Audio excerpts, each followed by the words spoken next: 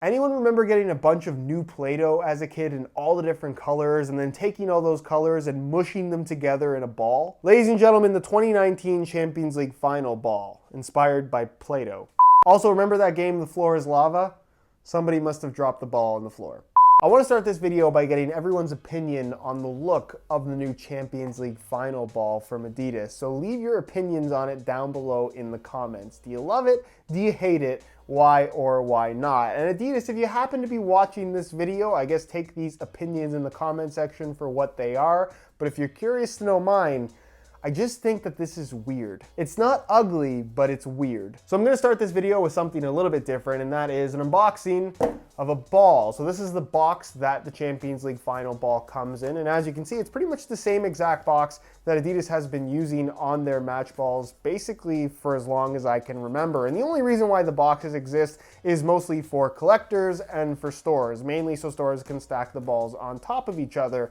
Either way, to take it out of the box, it's pretty straightforward. Oh, this actually reminds me. See that little hole right there at the top? That's not just so you can grab onto it. That used to be the little slot where Adidas would include a needle for the ball when you purchased their $150, now $165 match ball. But for some reason, they do not include those anymore. Either way, you kind of pull this tab open that up, that slides open, and the ball just kind of rolls right out of there. So this is the somewhat controversial lava-themed, weird-looking Champions League ball for the final this year that's actually being used not just in the final anymore, but throughout the entire knockout stage, which has already begun, so it has officially made its debut already. It retails for an astonishingly high $165, which is expensive, but on par with pretty much every match ball out there right now.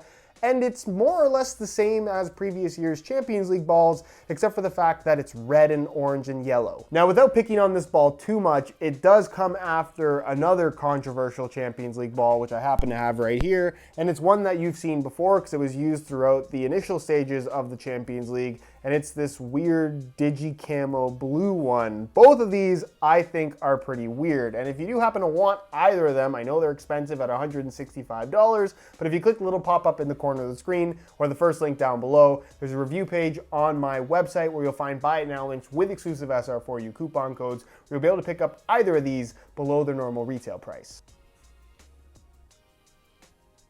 Can you just stay? There we go. Now, I don't want to come across as a hater. I'm not against new ideas. I'm not against new designs. I'm all for that kind of thing. But when it comes to the ball, I almost feel like it should be a little bit more standardized, especially at the professional level, where the ball should be white and you can have whatever accent color or pattern that you want, especially the Champions League ball with this iconic star panel design. I just feel like when you change the base from white to this kind of lava digi-camo pattern, not to say that this looks terrible, but I mean, just look at that.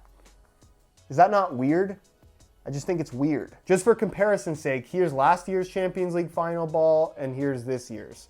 You tell me which one looks better. Now, weird coloring aside, this is still the same Champions League ball we've had for the last couple of years, and legitimately I feel like this is one of the best match balls that money can buy. It's unique in that the star panel design, while that is not traditional at all, it is still technically a 32 panel construction, which does make it more traditional in comparison to the Adidas World Cup balls, or even the balls that Nike makes, the Merlin right now, used in a lot of the major leagues as well. This feels a little bit more traditional. If there's one complaint that I had in regards to the feel and performance of this ball, it's the texturing on the surface that you can see is a lot more significant on the white star panels than it is on the red surfaces, which are left kind of a little bit more smooth. So you get this kind of inconsistency in regards to the texturing on the surface, which, like I said, does make the ball perhaps a little bit more slick than it should be.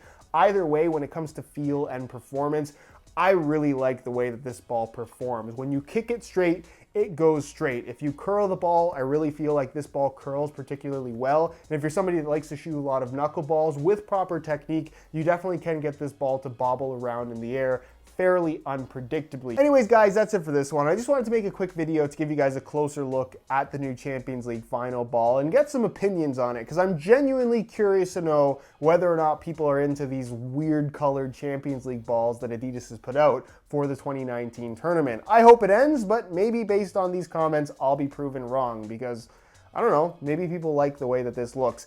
Either way, if you guys enjoyed this video, please support it with a like. Again, if you're interested in one of these for yourself, you can get it below its normal retail price with some SR4U coupon codes by clicking the first link down below, so be sure to go ahead and check that out. If you have any questions, as always, leave them down below in the comments, and I'll do my best to get an answer out to you as soon as I possibly can. Subscribe if you haven't already for daily videos on all the latest and greatest soccer gear. You can find all my social media information linked down below in the description as well. And other than that, guys, thank you so much for watching, and we'll see you in the next one.